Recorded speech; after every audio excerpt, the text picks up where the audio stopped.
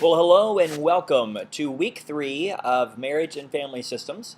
This is your fearless leader, Professor Jeff, and I just finished grading the assignment 1 material. I just finished grading your papers, and you guys did a great job on that. I'm going to start on discussion board in just a minute, but I just wanted to stop and make the weekly video for week 3. Week 2, we talked about pornography and how it affects the brain chemistry, particularly of males, but also of females. And we talked about how it affects pre-marriage and affects marriage. I gave you a lot of scenarios that you guys answered pretty well. Uh, there are no right answers. There are no perfect answers. I've worked in this area for a long time, and I think the main thing after reading your papers, I want to just really kind of drive home is that if you have a guy or a girl, but I mostly work with guys. If you have a guy that has gotten trapped in the sin that so easily entangles us, there's a fine line that you walk with grace and truth, and it has to be both.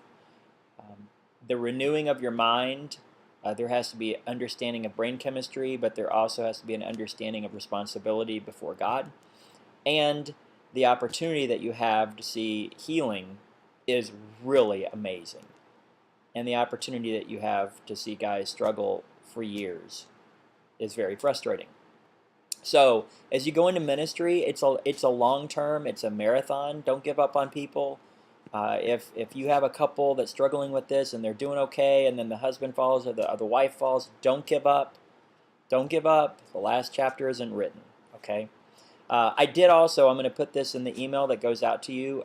The best resource I've ever had that I've worked with guys, in particular on internet pornography, is a book called Surfing for God by John Michael Cusack. I highly recommend it. It is a phenomenal book, particularly for guys struggling with internet pornography. And I've had girlfriends and I've had wives read it as well. So that's just a little bonus. So today is the beginning of week 3. So week 3, you're going to finish Hollinger, and you're going to do a 2-page response to that book. That doesn't mean you give me a summary. It means you give me your response to the book. So I'm looking for some opinions.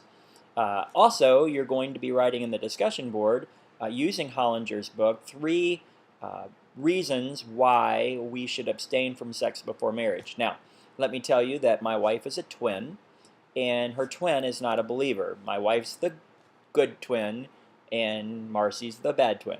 So when we got married 24 years ago, Marcy was very upset with Maxine that she was not going to test the car.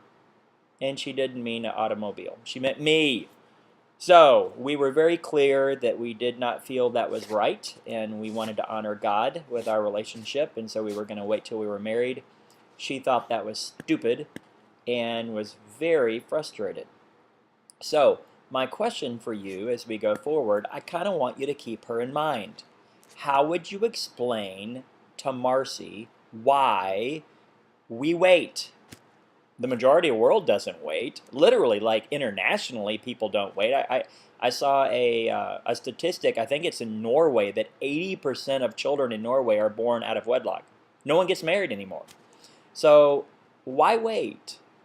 From Hollinger, and then also kind of synthesize that with your understanding of Scripture and your kind of spiritual journey. And let's see what we can come up with.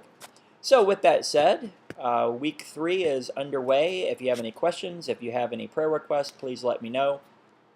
I was reminded again this week, and I'll share it with you. Sometimes the most spiritual thing you can do is take a nap. So some of you desperately need a nap. So I give you permission to take a nap. But not until your work's done in this class. Onward and upwards.